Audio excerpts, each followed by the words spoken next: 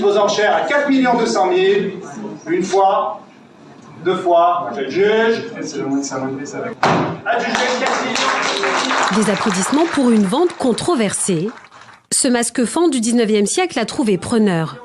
Cette œuvre inestimable serait issue de l'actuel Gabon. Alors au cours des enchères, une association tente de s'opposer à la vente. Je vous vois bien en train de rigoler, vous allez sortir vos chèques alors que c'est quelque chose qui a été volé durant la colonisation. Si cette vente suscite les passions en France, c'est qu'elle intervient au moment même où Paris procède à des restitutions d'œuvres. Seulement voilà, le masque fan vendu aux enchères n'appartient pas à un musée national, mais à un propriétaire privé. Une vente parfaitement légale donc, mais qui n'empêche pas l'indignation. Nous avons des biens qui sont dérobés en Afrique et qui sont vendus ici de manière illégale. Le gouverneur Fournier, en ce temps-là, en 1917, qui est passé, dit-on, collecter ce bien, mais en principe, le terme idéal, c'est voler, dérober, arracher, piller. Et nous ne pouvons pas accepter que ce bien soit là, ici, exposé, alors qu'il a été volé. L'association des Gabonais de Montpellier continue de demander la restitution de cette œuvre.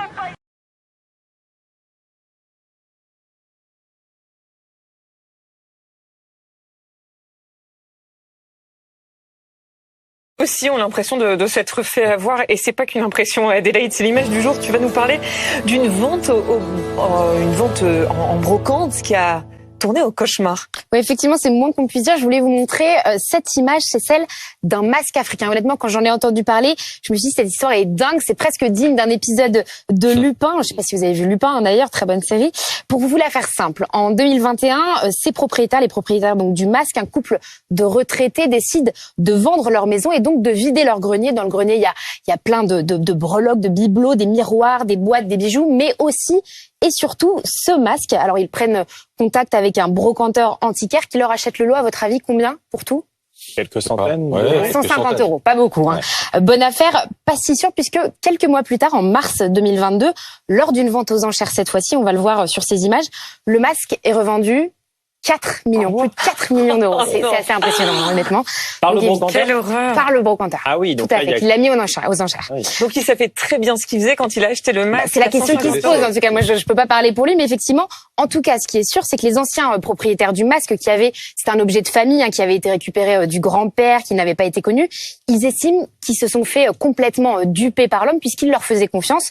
On n'a pas pu échanger avec les propriétaires qui veulent pas apparaître, mais en revanche, Mélanie Caron a pu rencontrer leur avocat. Je vous propose de l'écouter. Si il avait eu un soupçon ou en tout cas une déontologie, je pense qu'il aurait dû dire, écoutez madame, monsieur, je ne vous fais aucune proposition.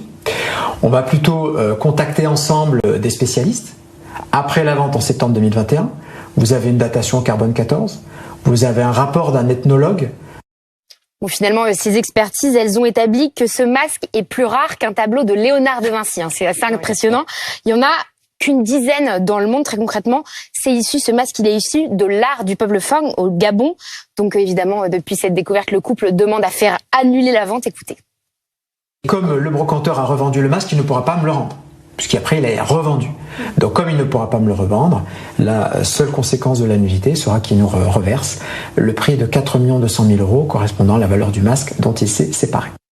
4 200 000 €, rien que ça. En tout cas, l'affaire est plaidée ce matin devant le tribunal judiciaire d'Alès. On a évidemment hâte de savoir ce qui va se passer. Voilà, tu vas nous dire ça demain matin.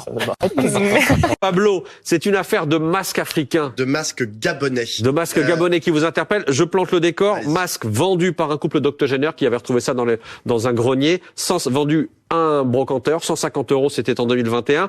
Le souci, c'est que ce masque-là du peuple Fang a ensuite été revendu 4,2 millions d'euros aux enchères, et les octogénaires attaquent en justice. Le procès a lieu en ce moment pour récupérer cet argent. Et, il y a quand même un troisième acteur. L'État gabonais. L'État gabonais qui veut récupérer le masque. Et moi, c'est presque ce qui m'intéresse le plus. Parce que vous avez dit, effectivement, c'est des octogénaires qui ont trouvé ça dans leur grenier. Mais à la base, le masque avait été volé, avait été spolié au début du XXe siècle par des colons français, et il avait été ramené, et après il s'était retrouvé, je sais pas comment il s'était retrouvé dans l'attique de ces deux octogénaires. Parce que dans la famille il y avait un gouverneur. Exactement. Et un gouverneur colonial hein, Bien sûr. Au Gabon. Et là, ce qui est intéressant, c'est que le Gabon veut récupérer le bien. Et moi, ça me pose des questions parce qu'on parle souvent de la restitution des œuvres qui sont dans les musées français. Mais là, on parle pas de musées, on parle des œuvres qui sont sur le marché de l'art. Et c'est ça qui est intéressant, c'est que c'est tout aussi compliqué pour les États africains qui sont pas assez riches en fait parfois pour réacquérir en fait leurs œuvres. Ils se retrouvent bloqués parce que comment vous voulez que s'ils doivent racheter tous les masques 4,2 millions d'euros, ils vont pas aller très loin. Or cette œuvre, c'est important de le rappeler, elle a été spoliée. Il faut rappeler que il y a uniquement 0,8% des œuvres africaines qui sont aujourd'hui en Afrique. La plupart, elles sont dans nos musées, principalement européens, occidentaux et américains. C'est d'autant plus fou cette affaire que celui qui a acquis ce masque est mort. Donc ce serait une double spoliation. Exactement. Pourquoi il faudrait le repayer à des héritiers? Enfin, c'est sidérant. Il y a quelque chose qui colle pas dans cette histoire. Christophe. La France a engagé une politique de restitution, alors en effet appuyée surtout sur les musées, avec un protocole assez intelligent, parce que confié aux spécialistes, aux ethnologues, aux muséographes, qui vérifient que dans les pays où on va les rendre, les œuvres ne seront pas menacées, parce qu'il y a parfois des pays instables avec des guerres. Il y a aussi des trafics, des gens qui peuvent les voler pour les faire repartir. Toutes les civilisations ont connu cela. Hein. L'Inde a été pillée, elle a fini par mettre le holà. André Malraux n'était pas blanc-bleu dans l'exportation d'œuvres Le pillage, ça allait souvent vers l'Europe. Hein. Bien sûr. Si je puis me permettre. Voilà. Après, ne tombons pas dans la repentance à cette occasion-là. Non, mais une quand il y a manière des affaires intelligente simples. de partager des mémoires. Par exemple, nous avons des antiquités égyptiennes en Europe. Je pense que c'est bien aussi que les petits Européens puissent voir les merveilles de la civilisation égyptienne directement chez eux, ne pas tout rendre. Mais les petits Égyptiens, ils ont aussi le droit de voir.